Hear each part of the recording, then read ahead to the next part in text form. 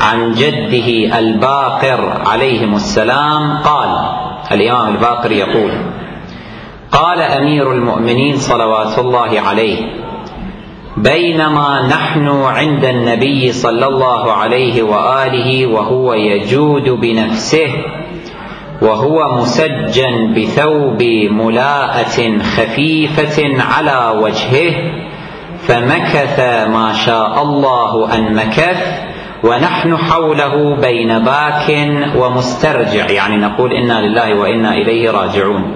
رسول الله صلى الله عليه وآله في آخر أيام حياته الشريفة، إذ تكلم وقال: ابيضت، هذا كلام رسول الله دققوا فيه، ابيضت وجوه واسودت وجوه، وسعد أقوام وشقي آخرون.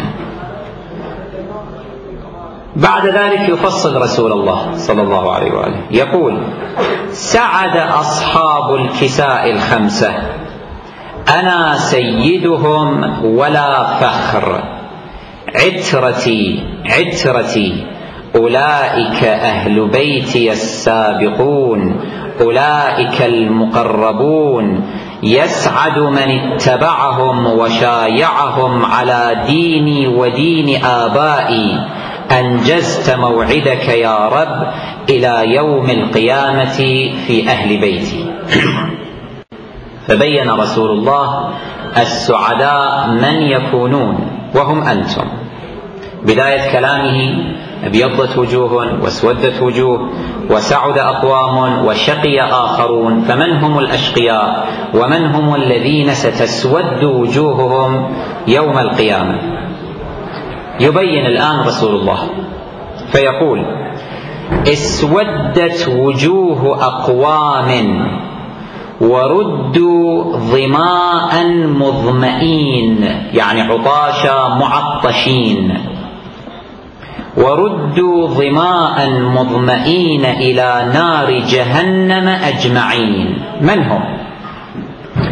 مرق النغل الأول الأعظم، والآخر النغل الأصغر. مرق يعني خرج من الدين ببدعة وضلالة. من؟ النغل الأول الأعظم. النغل من هو؟ نغل. النغل يعني أجلكم الله ابن الزانية.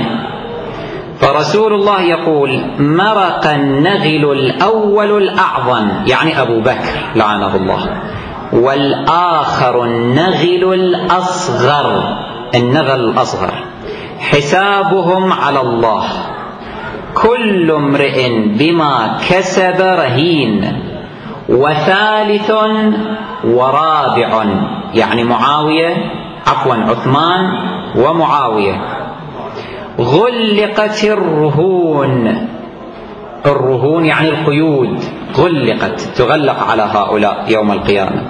واسودت الوجوه، تسود وجوههم هؤلاء الأربعة. أصحاب الأموال، كانوا يسرقون الأموال من بيت مال المسلمين. هلكة الأحزاب، قادة الأمة بعضها بعضا إلى النار.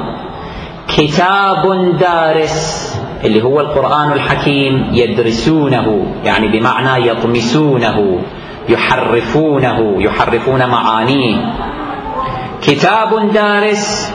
وباب مهجور، يعني باب أهل البيت صلوات الله عليهم سيكون مهجورا من هؤلاء ومن أتباعهم، يذهبون إلى الآخرين فيسألونهم عن معالم دينهم، ولا يسألون أهل البيت وهم باب مدينة علم رسول الله. كتاب دارس وباب مهجور وحكم بغير علم. هذه هي صفاتهم، أنهم يطمسون القرآن، يمحون القرآن، لا يعملون به، يهجرون باب أهل البيت، ويحكمون بغير علم. مبغض علي وآل علي في النار ومحب علي وآل علي في الجنة.